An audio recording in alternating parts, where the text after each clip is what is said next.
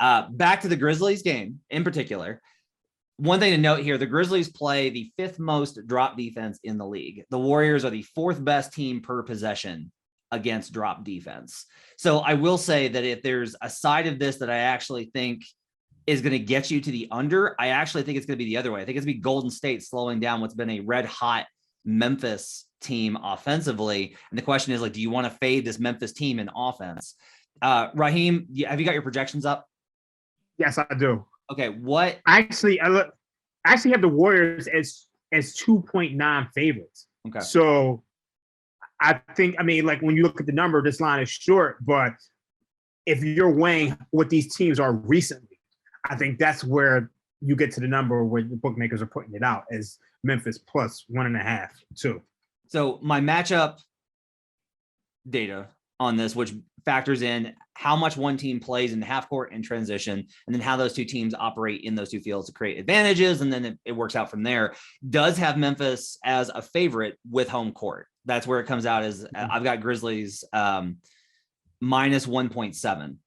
After that, my power rating, which is how do you perform versus a neutral opponent, like an average opponent, and what's the differential there, has us at Warriors -7, which tells you a lot about how both these teams have kind of matched up. If that differential is confusing, the reason is basically that Memphis matches up very well against the Warriors' subpar half-court offense. And so the matchup goes there. But overall, the overall team strength indicates that the Warriors are heavy favorites here.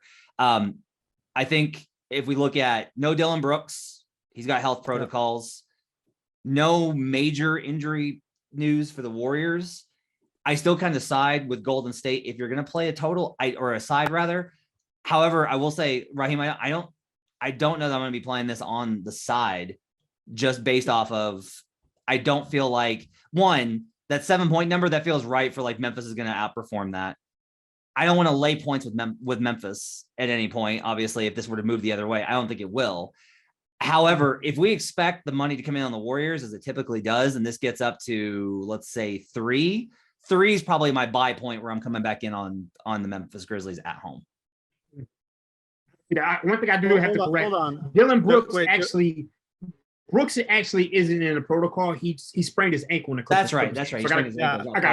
If Draymond does not play, Draymond and Steph are the Warriors. If Draymond is not out there, I want no part backing the Warriors in this one. Like the line would have to move a bunch. And even then, Draymond out and Steph ice cold right now can always bounce back.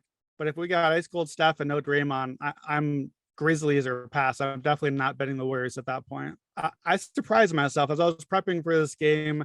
I was all set to take the Grizzlies. And I'm the back the Warriors all the way. I think even of the three of us, I'm the one that's probably been the strongest on the Warriors futures as far as just like, I think that they're a clear favorite in the West. They're ice cold right now. And it felt looking at first glance like, okay, the Grizzlies are the really good team right now. Memphis is 18-4 in their last 22 games.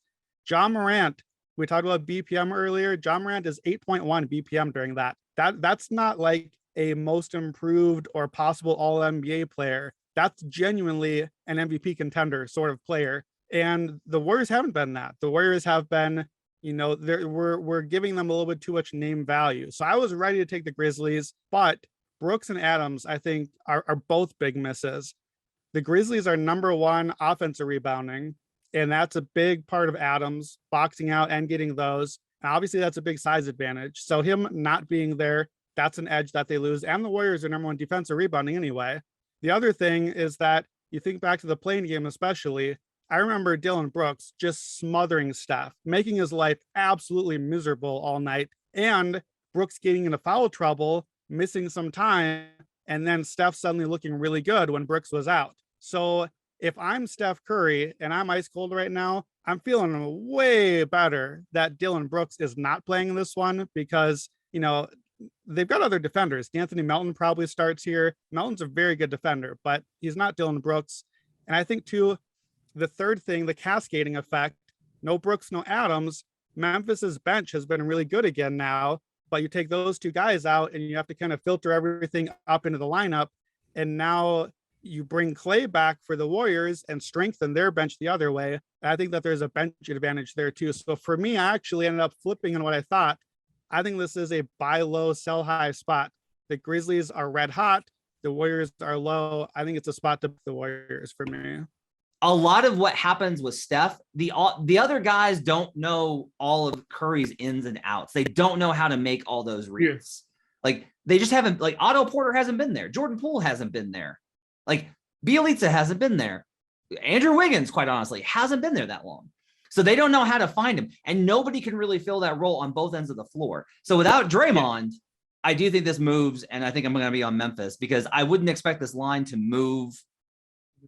We'll see what the line does, but I wouldn't expect it to move more than 1.5 points. And I think that undervalues Draymond's edge to the spread. So let me ask to you guys, you both like the total here, the under.